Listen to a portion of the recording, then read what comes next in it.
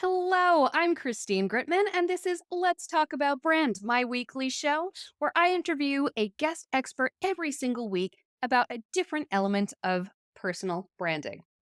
If you're here on the YouTube show, you can see that I don't quite have my usual studio set up at this point.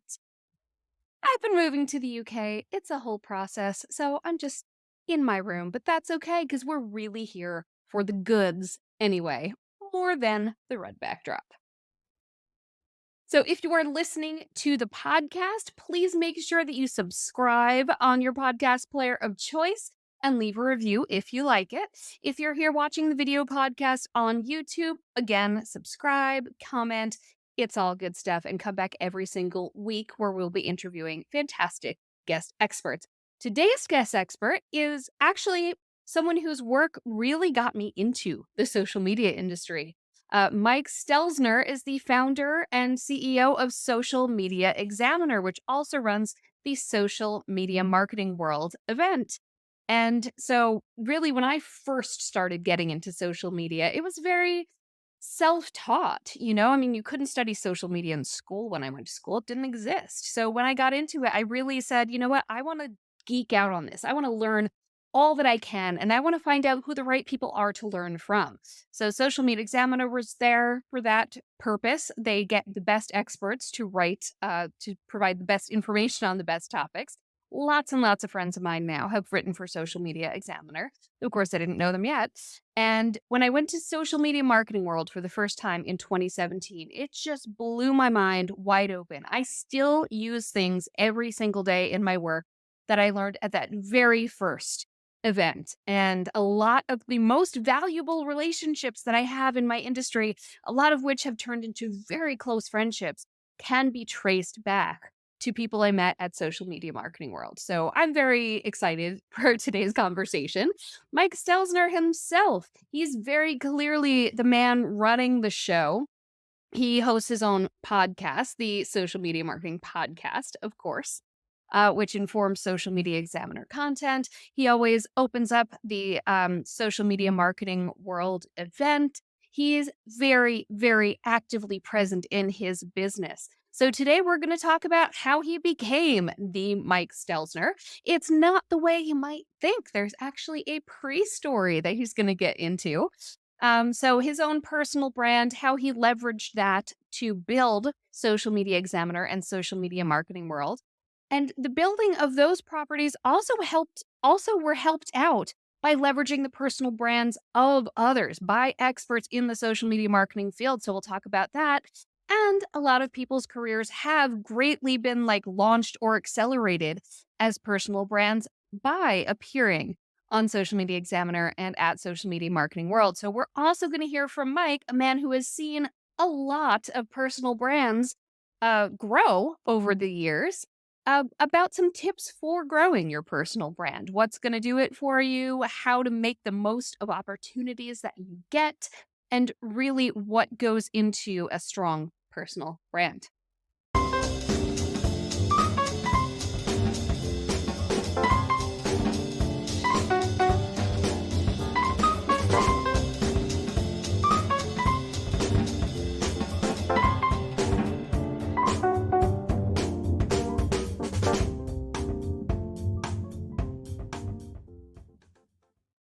All right, so without any further ado, let's bring him on. Mike Stelzner, come on down.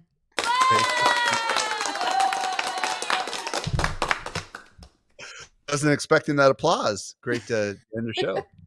We like making our guest stars feel like rock stars here on Let's Talk About Brand.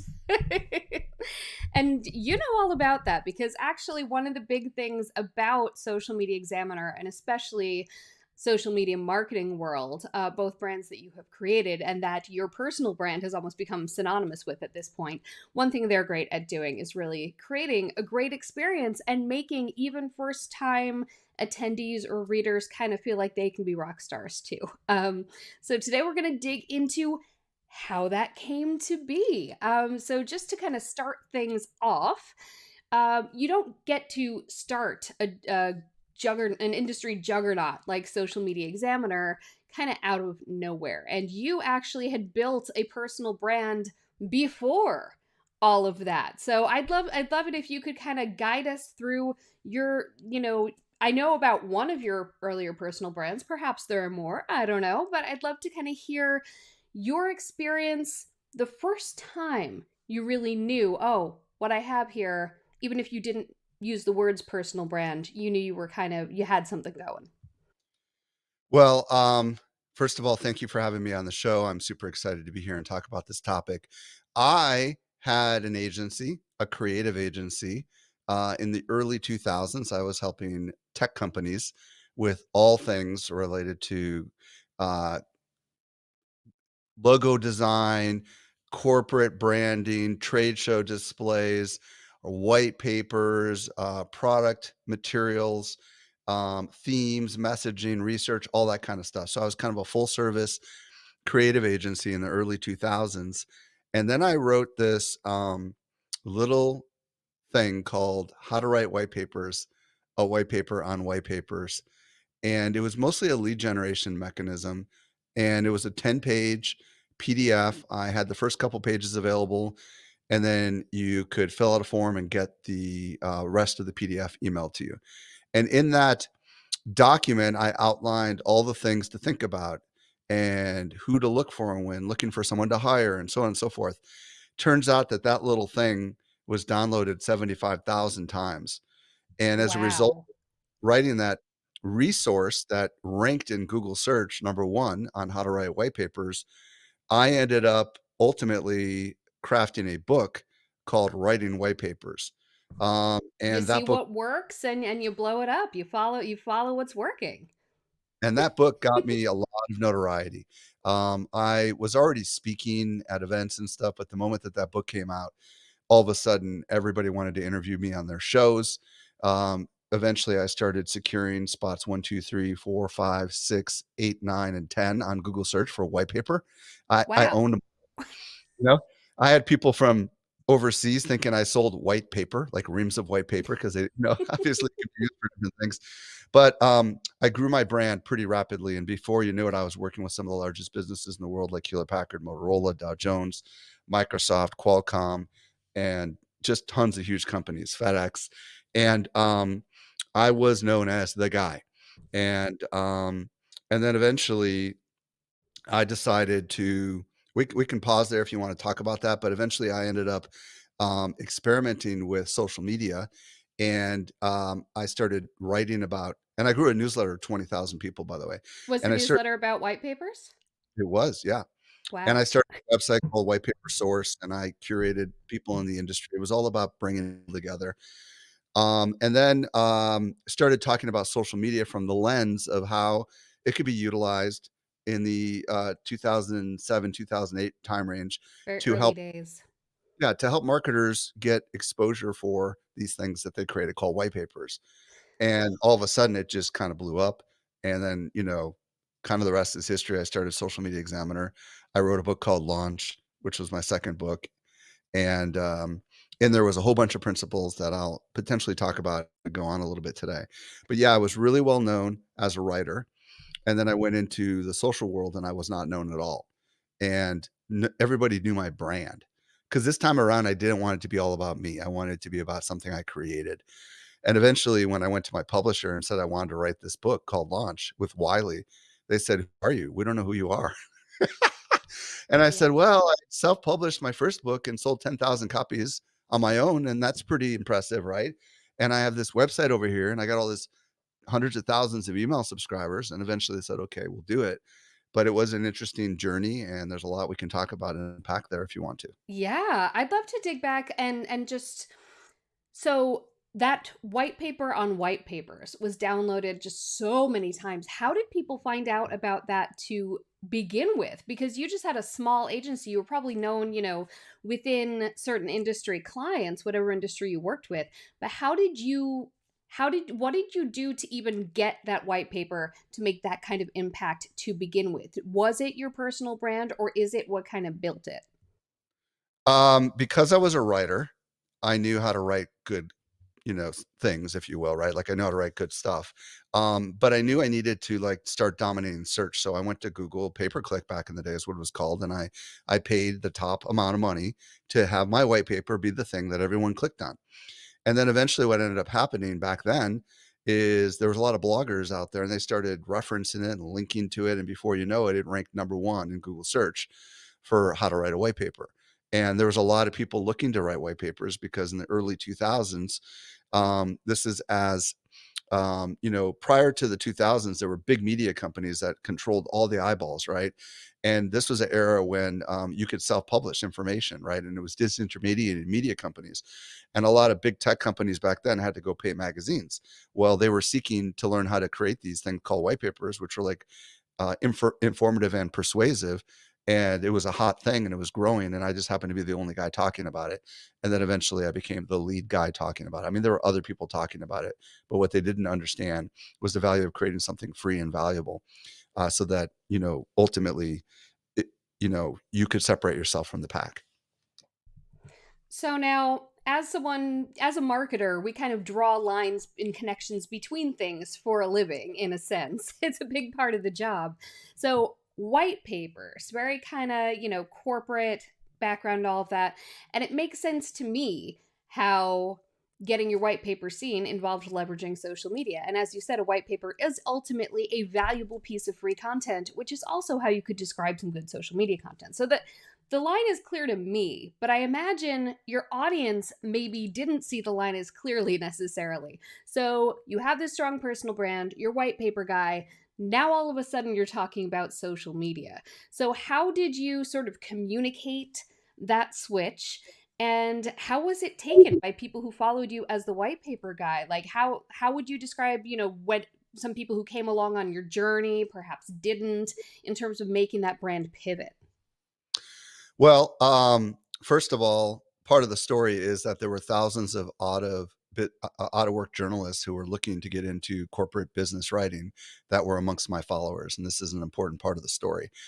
I helped a lot of journalists figure out a new career because they were losing their business because traditional magazines and newspapers were going out of business. So a lot of them had pivoted into writing white papers and they were followers of me, right? And they were listening to all the things that I was talking about in my newsletter that went out every week to 20,000 people.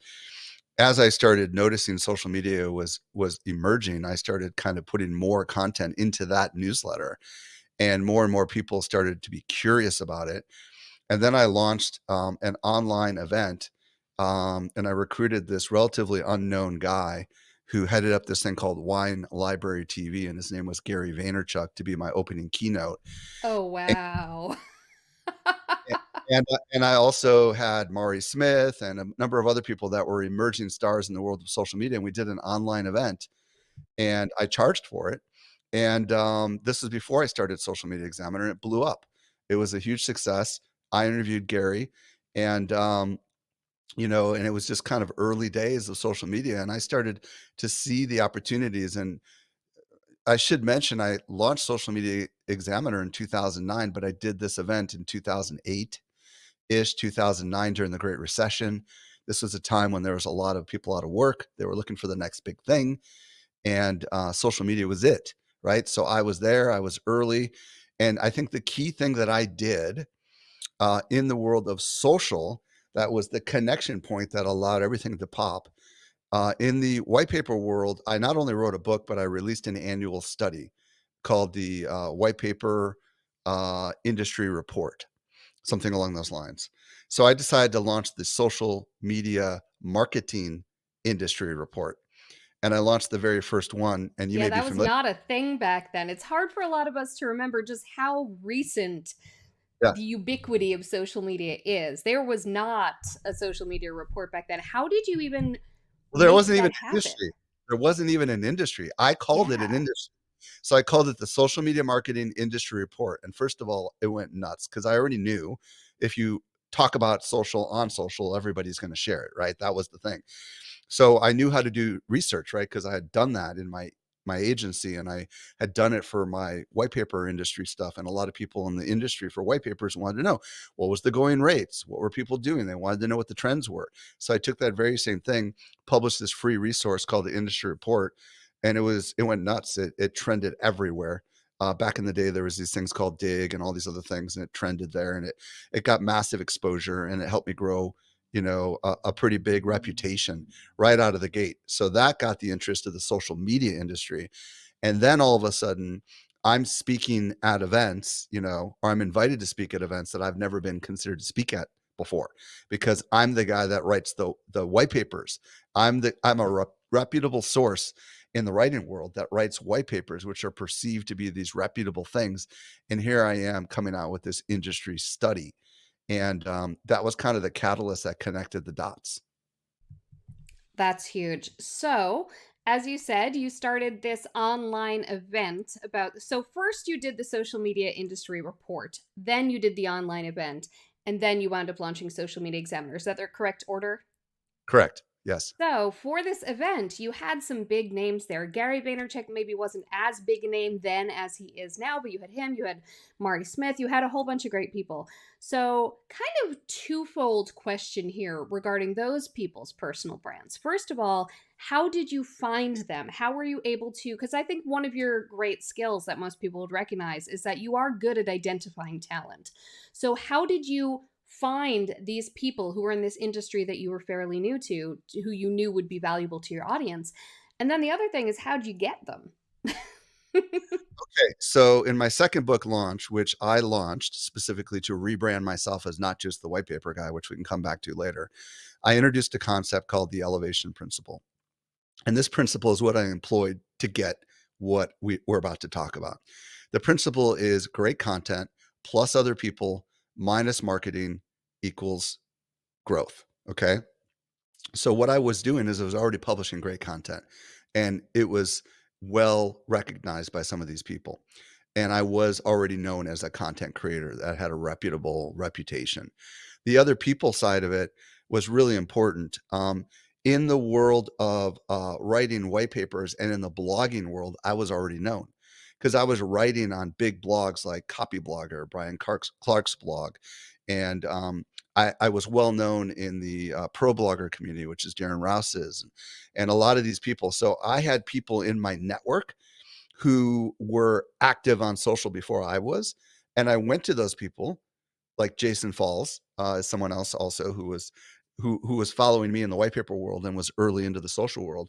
And I started talking to them, and it was easy because they were within my network. They already knew who I was, and I started befriending them, and I started asking them, who do I need to know? Right. And Denise Wakeman said, you need to know Mari Smith. Mari Smith, I went to an event in San Diego. I sat close. I talked to her afterwards. I offered to interview her because I was doing these little interviews before I had a podcast, which were cheesy little video interviews that I did with a portable like camera thing. And then we just became friends, right? And the idea here was for me to provide value to them first, right? Which is to give them exposure to the audience that I already had. And Mari introduced me to Gary Vee, and that's how that happened. So, so it was really all about really developing key strategic relationships with people that are passionate, on the rise, and really excited about what's about to happen, and bringing something to the table that they maybe don't have, like a bunch of people collaboratively working together to create a cool experience. And that's kind of how I did it in the beginning. Does that answer the question? Yeah, it absolutely does. So then, being a writer, you of course moved this to a content creation platform, to Social Media Examiner. When I started this Social Media Examiner, I started as a multi-author blog, which is a concept back in the day where I wrote once a week, and I recruited people to write. I recruited like 5 or 6 other people to write once a month. So what was happening is I was publishing a lion's share of the content in the beginning. And because I had a really good network of people, like a gal named Casey Hubbard, who wrote the book on case studies, and I had helped her a lot. She agreed to write case studies for free for like the first year. So she was doing case studies, and we just kind of created a movement. I called it a movement. We all did it for free. Nobody was paid.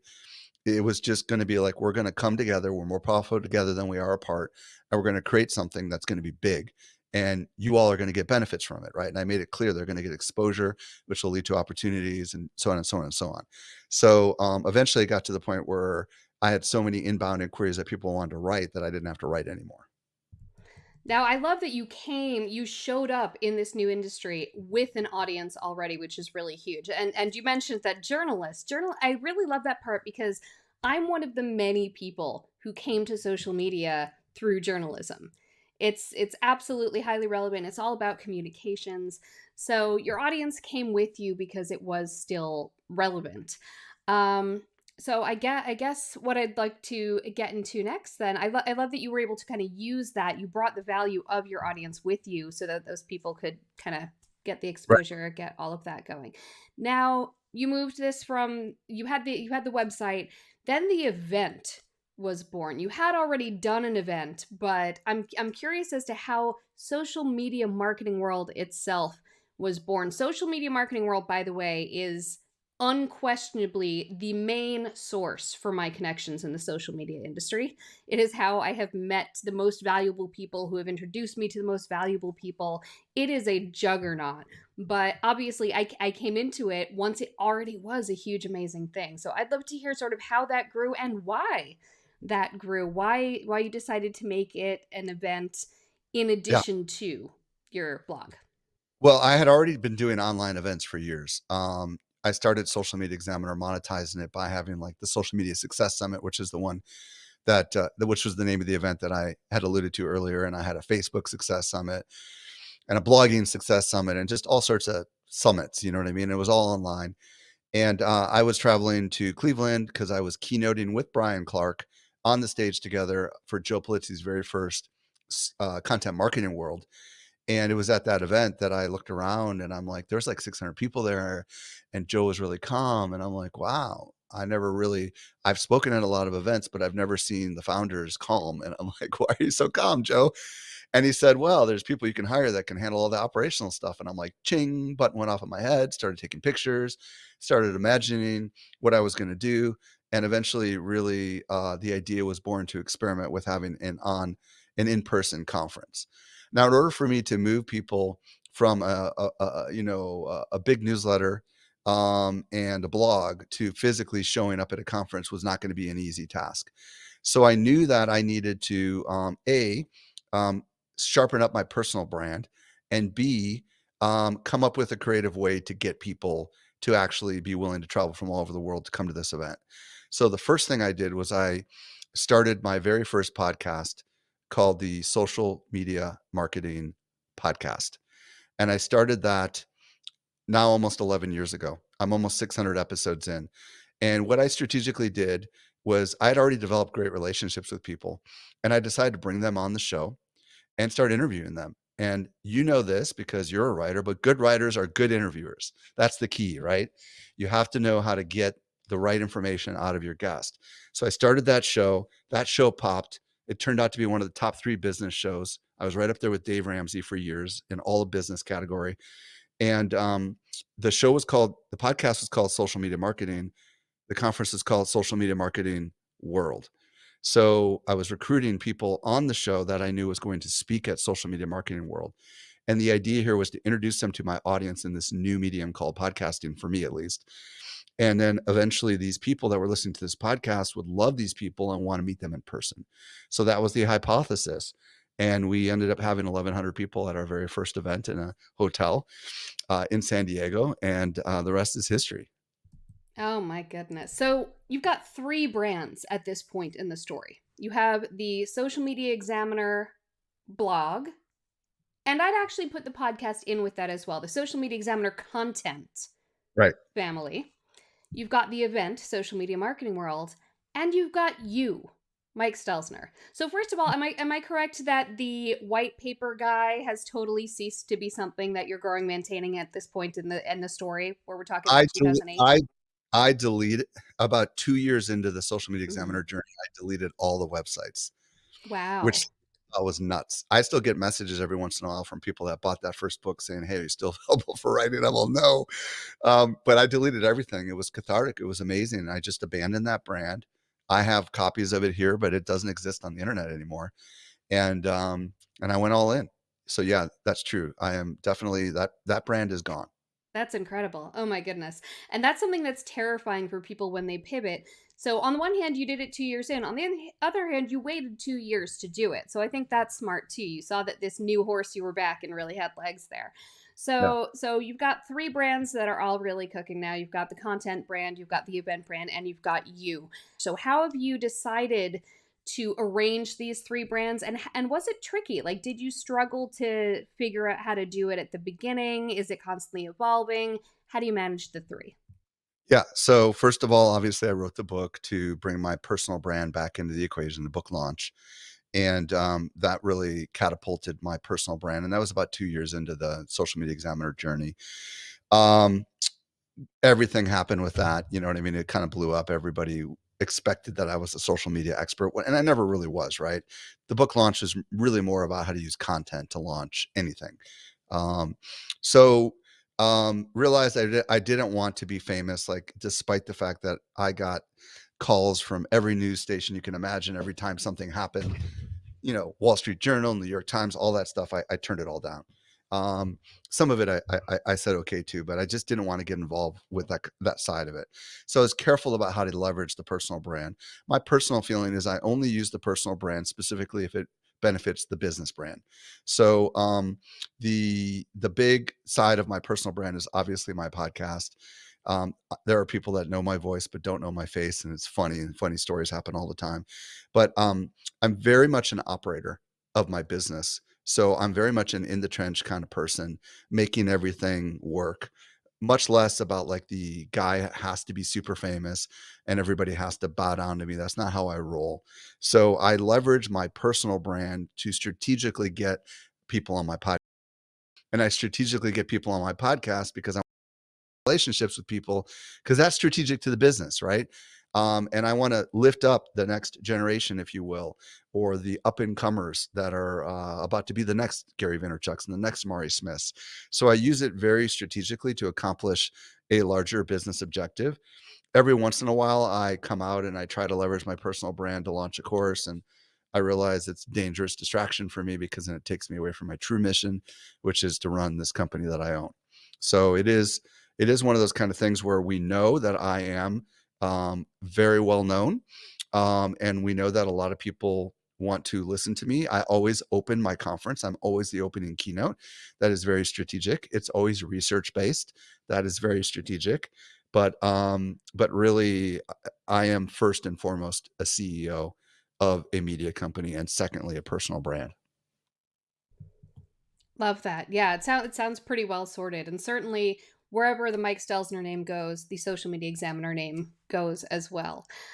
You mentioned how you also uplift other people's brands, and that is absolutely something that you're known for as well. I'd love to hear a bit from you without naming names or getting too specific. First of all, how do you identify those people who seem to really have the goods to uplift? And then what have you seen from their perspective, once you give them the opportunity, what have you seen that sort of commonalities between those who take the opportunity and are able to build something with it? They're able to use that elevation versus those who maybe kind of don't as much and don't really hit. Well, in the early days, and this might have been before Christine, you attended Social Media Marketing World. We used to have actually sessions there at Social Media Marketing World, specifically teaching people what we're looking for in speakers at our conference. So we would teach them like, hey, this is how we roll. This is what we look for because everybody is 100% recruited. There's no application process. And that was during the heyday when we would have like 10 or 12 different tracks and there was just so much content. It was nuts. Over time, I began to get to the point where I this is how I roll today. I take research. We do two studies a year. One we publish, one we don't, and we survey our audience, thousands of marketers, and we know what it is they're interested in. We actually ask them, "What do you want to learn more about? What do you plan to increase in the next 12 months?" Then we use that data and we look at our network, if you will, of experts, and we say, "Hey, AI is hot right now. Who do we have in our network that is really, really strong on AI?" Okay, obvious choices: Paul Raitzer, Marketing AI Institute, dot dot dot. But there's obviously other people that we need, right? So then we look at who's our audience, And then we begin the process of looking for talent specifically to fill that hole, right? And that's where, for example, I'll find someone like Matt Wolf, who's blown up on YouTube, who I recently had on the show to talk about AI tools. And now Matt's going to be speaking at our conference. So it's really all about using data to inform the things we're going to write about, talk about, and speak about at our event, and then carefully finding talent that fits the criteria. Typically, because we are an audience of mostly women, we're definitely looking for female talent, and that's one thing you'll notice at our events is we have a lot of women speakers because our audience is mostly women, and also because we want to give, diversity to our audience for sure. But we also want people who um, have demonstrated publicly that they are experts. It's one thing to know you're an expert and to say you're an expert, but it's another thing for someone to go out there and see that you have launched a YouTube channel and committed to creating content around this, or you've launched a podcast, or you have a blog, or you've written a book. The key to the whole thing is like people that have done those hard things like YouTube channels, podcasts, and books, they have looked at this whatever topic from 1,000 different angles. They might have students who they've taught and they've dialed in their message quite a bit. Those are the kind of people that I like to get on my show. And those are the kind of people that I like to bring to my audience. So it's very much a audience first approach. Our audience tells us what they want based on the research. We try to find talent. I nurture relationships with those people by getting them on my show or on our other shows because we've got multiple shows. We've got 3 different shows. And then out of that, we can assess whether or not they really know their stuff. And then we can consider them for other possible opportunities inside of Social Media Examiner. Now, I know you had another question in there and I probably lost it, but hopefully No, that absolutely. And that actually saved me another question, which is later I was going to ask you about the types of content that are best for building a personal brand. But that is that. So that's a really valuable chunk right there to know how yeah. people can get attention. So you've had someone on your podcast who's an expert, you've had them speak at your conference. That's an incredible boost to their personal brand. But as we all know, sometimes people take those opportunities and it just really blows up after. And sometimes people, kind of fall down on it. It falls flat after they've had that opportunity. They're not sure how to leverage it properly to work for their brand. So, again, without getting specific or personal, what are some commonalities you've seen for those who are able to really make it work for them versus those where it doesn't really go anywhere? Well, first and foremost, general tips for everybody listening. When you get an opportunity to be on any kind of big stage, metaphorically or physically, take it seriously. Ask the host, what can I do to best prepare?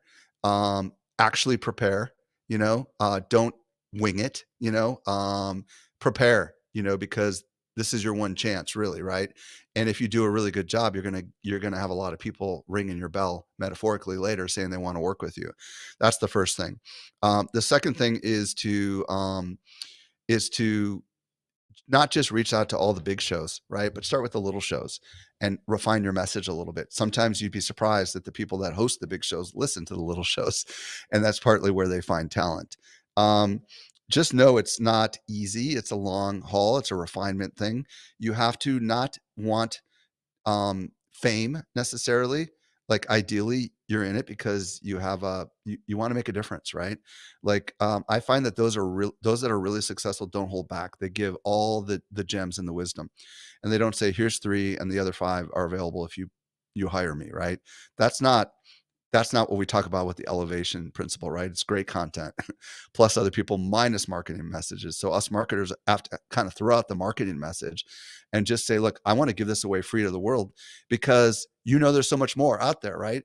You could write a book and that there's 10 more books inside of you. The book is your ideas are always evolving. So the people that are most successful kind of have this service mentality, this servant mentality. They just want to give and they want to give. And they know that they don't need that many people to become customers for them to be exceptionally successful. And those are the kind of people that tend to get asked back over and over again on lots of other people's shows and speak on lots of other people's stages. It is work. It is never easy. You can't say because you spoke on this stage or because you're on this podcast, you made it and then you stop. it is something that you have to continue to do over and over and over again. Love it. So, of course, one key principle of being a personal brand is being the such and such person. You were the white paper person.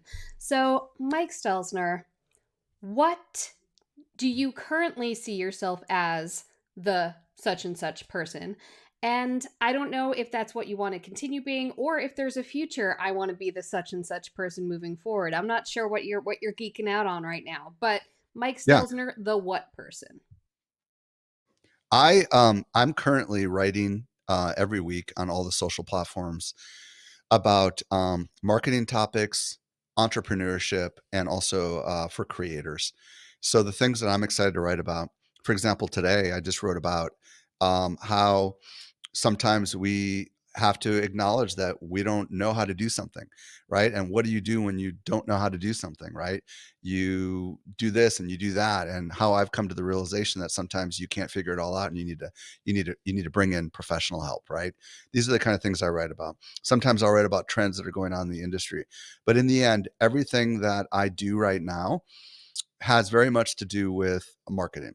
And really, that is what I want people to think of me as a marketer, first and foremost. A marketer that helps other marketers, other content creators, podcasters, bloggers, video creators, and entrepreneurs, right? Which could be agency owners, consultants, authors, dot dot dot. Helps them wrap their head around how to embrace this changing world. That's it. I feel like my mission is to help people wrap their head around change and wrap their head around kind of mindset challenges and how to think differently to survive and thrive in a changing world. Because the truth of the matter is, Christine, this world is rapidly changing faster than any of us have ever seen. And you can be overwhelmed, like most of my audience is, or you can actually run to the fire, if you will, embrace the change, and be open to the fact that you could be an early adopter and there's incredible opportunities that are out there. And that's what I'm trying to help people with today, is really just to wrap their head around how to embrace change so they can be a better marketer, a better person, dot, dot, dot. Perfect. And sounds absolutely aligned with that servant mentality and, of course, with that elevate principle.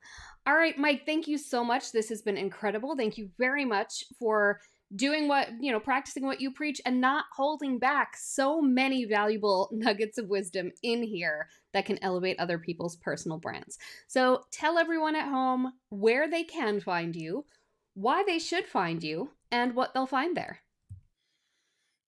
Well, Social Media Examiner has everything. So if you go to socialmediaexaminer.com, you can find all three of our shows. You can find our conference.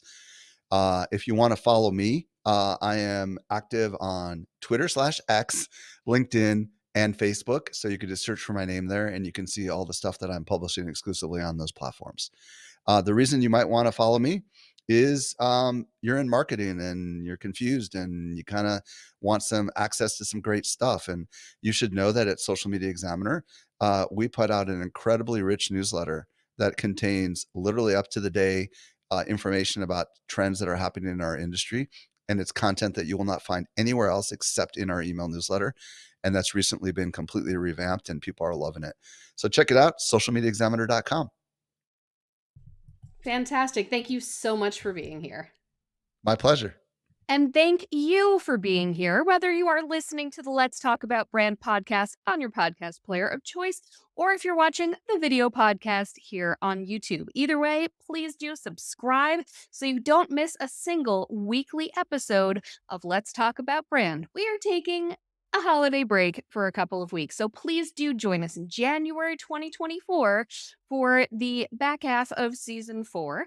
And in the meantime, again, this is season 4. We've got a whole lot of episodes that you can go back and still learn from. One of the great things about personal branding tends to be a bit evergreen. So, lots of episodes there for you to dig into. I highly encourage and hope that you will spend part of your holiday break learning about personal branding right here with Let's Talk About Brand. See you next year. Bye.